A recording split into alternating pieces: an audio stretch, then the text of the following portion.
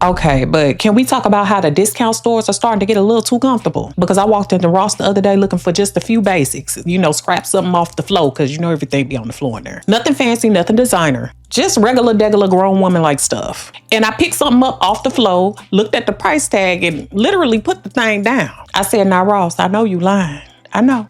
Then Burlington wanted to get involved. Y'all know I love me some Burlington. Then I found myself browsing in Goodwill, just looking confused because some of these prices is giving way too much confidence. The kind of confidence I wish I had in high school. But don't get me wrong, there are still some deals out there. I still love a bargain in a clearance section. I still love finding something for $12 that look like I should have paid $60. That's one of my spiritual gifts. But some of these prices lately, baby, the prices are a liar like the devil. Matter of fact, help me out real quick. If you looked at a price tag recently and felt personally attacked, I want you to put this: I know you lying. Right on down here in the comments. And if the money hasn't been moneying and you've had to get creative in this economy, go ahead and put this one: the prices are a liar. Y'all know the comments help me, help you, help the algorithm find our people out there. And if you haven't already liked this video, go ahead and do so and subscribe. It's 100% free. We talk about money mindset, self-care, grown woman life, and all the things a lot of people didn't warn us about before adulthood started adulting. You know that stuff. Now, if you're new over here, hey friend, my name is Dr. Nina. I'm a licensed psychologist, full professor, business owner, wife, and mama. And I'm a professional observer of human behaviors. Actually got the credentials you can find. Which means I spend a lot of time studying what we do and why we do it. And before we jump into today's video, I want to say something because I think it matters. This ain't a shame video. This ain't a stop buying everything you enjoy video. This is not a you struggling because you bought a candle and a coffee type of video. We don't do that. Baby, people are surviving and raising children. Some are single. They're helping to support parents, aging parents, and we're aging at the same time. They're supporting spouses and significant others and rebuilding after hard seasons. People are doing the best they can while every bill is building a personality. So no, again, this is not about guilt, and it's not about pretending the economy ain't out here doing the absolute most. But what I've learned over the years is this: most people don't need a more complicated budget. Most people don't need 17 bank accounts. And a lot of y'all don't even need a financial system that requires a spreadsheet, 3 calculators, and an emotional support beverage. You need something simple enough that you'll actually use. Because after years of managing businesses, supporting family, paying bills, raising a child, and trying to keep my own financial stability in check, I realized there was only one money system I could consistently follow. Not 10 rules, one system. And today we're breaking it down. We're going to talk about how I see my money, sort my money, save my money, and spend my money without losing my mind in the process. And if you're opening up your bank app looking at the balance and immediately closed it and decided that this was the conversation for another day, sister, cousin, auntie, and friend, pull up a chair. Let's talk. Dr. Nina, the girl next door, beautiful brown baby doll. 1, I see it. Or as I like to call it, the visibility problem. Now, before any of y'all get defensive, let me ask you a question. Have you ever opened up that banking app? I know I've said it. And just slammed it shut. I mean, just like it wasn't even there. Like somehow the numbers were going to get their feelings hurt if you look too long. Yeah, a lot of us have done that. And here's the thing. Many people think financial stress comes from not having enough money. Sometimes that's true. But sometimes financial stress comes from not knowing what's going on with your money. Because our brains tend to do something really interesting. When we avoid information, we create stories. Oh, I probably spent too much. I know it's bad. I don't even want to look. And usually the story is actually scarier than the situation itself. As a licensed psychologist, I see this all the time. Avoidance gives temporary relief, but long term, it usually increases anxiety. It's why ignoring a weird noise in your car never makes the repair cheaper. The same thing happens with your money. You can't manage money that you're afraid to look at. So my first rule is that I look, not obsessively, not every 20 minutes, but regularly. Checking accounts, savings, credit cards, investments. And I learned this one of the hardest ways because I've lived on my own since I was about 17 years old. And when I say that, I went off to college. But then I started owning my own home at about the age of 27. I had to learn how to really get into my budgeting bag, really figure out where the money was going, how I could stretch it. And I had a great example. My mother was always so good. Like I told y'all, I was raised on $15,000 a year and I never felt poor. Thank you, mama. And I think I had to take a lot of that into account, and seeing it helped me to visualize how far my money could go. And I needed to know what was happening visually because that They can help you to create opportunity. And when you know what's happening, you stop feeling like money is running your life. Now, once I could see my money, I moved to step 2, because this is where people make things harder than they actually need to be. 2, you sort it. You give every dollar a job. You employing people out here and their names is dollars, because some of y'all got money coming in and your dollars just sitting outside unsupervised. No instructions, no responsibilities, no adult supervision, just vibes. They on the cigarette break. And then we sit and wonder why the work ain't getting done, where everything went. Now, I know some people got 37 budget categories. God bless them. This is not me. I need simple and I need practical. I need something I can do in my sleep when I'm tired. So every dollar that comes in gets sorted into one of 4 buckets. Bills, life, future, fun. That's it. Bills are things that keep the lights on. Life is grocery, gas, and everyday living. Future is saving, investing, paying down debt, and fun is exactly what it sounds like. Because contrary to what the internet tells you, you are allowed to enjoy your life. You're allowed to go to brunch and get your nails done sometimes. And the occasional little treat. We're not trying to become financial monks. The goal is to tell your money where it's going before it disappears. You got to give it a job orientation, okay? Because when money has a job, it behaves better. When it doesn't, that's when $300 somehow left your account and you acting confused, including you. And this will also help you in the realm of not feeling guilty when people ask you for money. My money got a job, okay? Baby, to whom much is given, much is required. My dollars got jobs. So I can't always be loaning money out or giving it away, because here's the thing. It needs to be doing something. And my money has movement. The things I'm not spending on, I'm saving. What I'm not saving, I'm using. Everything needs to have a point, including you. 3 is save it, or what I call pay yourself before life gets the chance. Now, before we talk about saving, we gotta talk about the leaks. Because one thing I've learned is that money rarely leaves dramatically, like you left your eggs. I'm joking, y'all, kinda. It usually leaves quietly. A subscription here, a free trial there, an app you forgot about from 10 years ago, a membership you swore you were going to use. And somehow your money gets outside doing things without your permission. Hot money summer.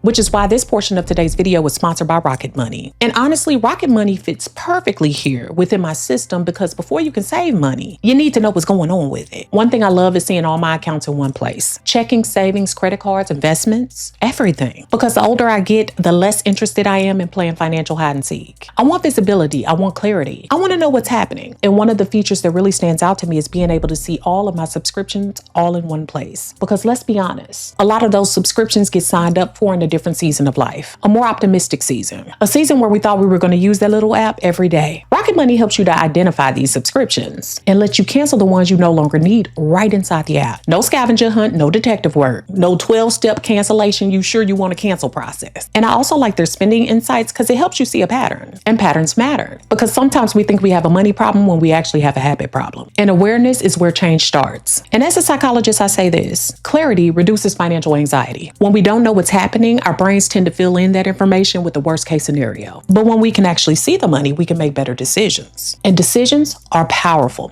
Now look, Rocket Money is free to download, and you can check it out with my link down below in the description, rocketmoney.com/Dr. Nina. I'll have everything linked. You can also check out the QR code right here on the screen. Now, once I know where my money is going, and once I've sorted it, then I move on to the next step. 4, save it. And this one changed everything for me, because most people save last. And that's exactly why savings never happens. Now, before I spend anything, I save it. And that's been one of the biggest mindset shifts I've ever made. Many people get paid and start paying everybody else and everything else. The mortgage, the rent, the car note, credit cards, phone bill, streaming services, the kids, the dog, everybody getting paid. And then we look around at the end of the month and say, well, dang, I guess wasn't nothing left. But here's what I realized. If I only save what's left over, I'll probably never save, because life is real creative. Life will find somewhere for the money to go. So now I save first. Not because I'm rich, not because I have extra money lying around all the time, but because I've learned to treat savings like my first bill. Future Nina gets paid first, and she like a money. She like a little pimp, you know what I'm saying? Then everyone and everything else can line up. And here's the funny part. The brain adjusts. The same way we figure out how to adjust when the insurance company starts to raise our premiums for no reason. We figure out how to work with what's left. That's why I automate as much of my savings as possible. It comes out as soon as the checks hit. It's on automation. I don't want to rely on motivation or memory. hurry. I don't want to negotiate with myself every month. I want it handled because discipline is wonderful, but automation don't get tired. Automation doesn't get emotional. Automation doesn't decide it needs a little treat and then accidentally spends all the savings. And all of a sudden, those small little consistent deposits, they start something powerful. They create peace, not just money, but peace. Because the goal isn't about becoming rich overnight. The goal is becoming harder to panic. 5, spend it, or what I call spend on purpose. Now, here's where people get nervous, because the minute folks start talking about money, folks start thinking you're going to tell them they can never enjoy their lives again. Absolutely not. I like nice things. I like convenience. I like a good meal, and I like a little treat. Matter of fact, sometimes the little treat is the only thing holding the whole operation together. But what I've learned is that there's a huge difference between spending intentionally and spending automatically. Because for years, I thought that being good with money meant spending less. And that's not always true. Being good with money means spending on purpose. For example, I will happily spend on things that improve my quality of life. Sue me. My trainers, my health, my nutrition, therapy, experiences with my family, traveling, things that support the life that I'm actually trying to build. Those things have value to me. But random purchases because I was bored, because I was scrolling, because I had a stressful day, that's different. And here's the question I started asking myself, friends. Does this support the life that I'm building? Not, can I afford it? Because those two are completely different questions. There are plenty of things I can afford. That doesn't mean they deserve my attention or my money. And once I started asking that question, spending became easier. Not because I was spending less, but because I spent with fewer regrets. Now, speaking of regrets, let's talk about one of the simplest money rules I have. And honestly, this one has saved me from myself more times than I'd like to admit. 6, the 24-hour rule, or what I call giving my wallet time to cool off. Now, if you've ever convinced yourself that you need something immediately, this section is for you. You know how it goes. You open Amazon, you see something, and then suddenly your brain starts acting like it's something that's essential for your survival. You've never needed anything more. The purchase is destiny. The ancestors want this for you.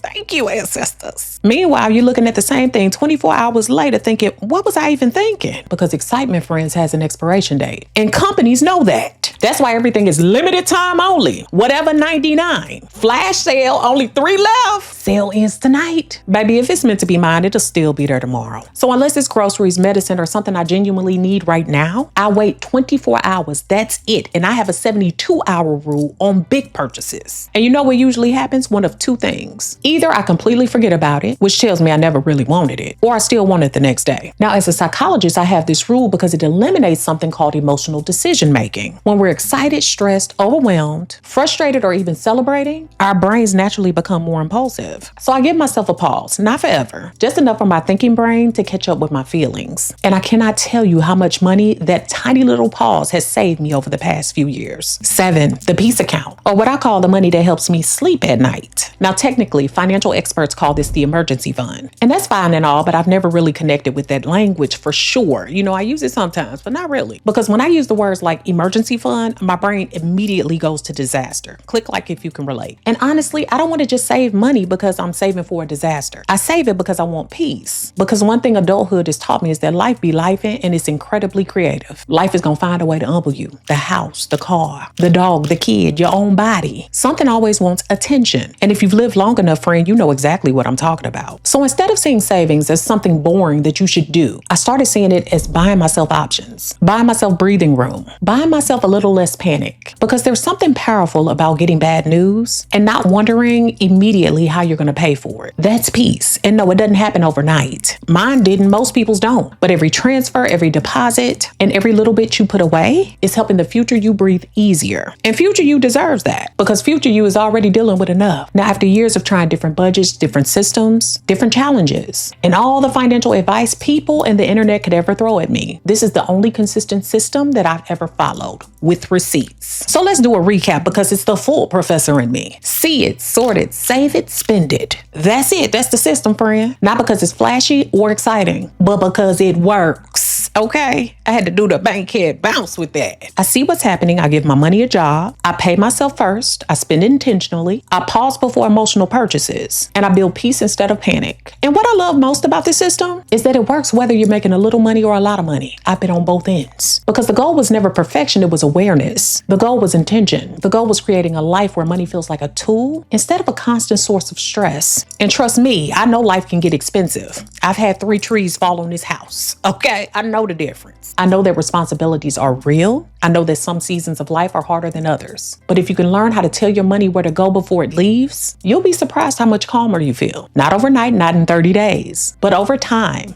And honestly, in this economy, a little more peace sounds real good to me. And that's the system. Say it with me. See it, sort it, save it, spend it. Because at this point in life, I'm not looking for more complicated. I'm looking for more peace. So if you enjoyed this video, don't forget to like, subscribe, share it with somebody who can use it, and help me help you help the algorithm. And before you go, drop one of these 2 comments. I know you lying. Or the prices are a liar. Because if Ross, Burlington, Goodwill, and the rest of them have offended you lately, this is a safe space I found. Dr. Nina signing out. I'll see you in the next one. Peace.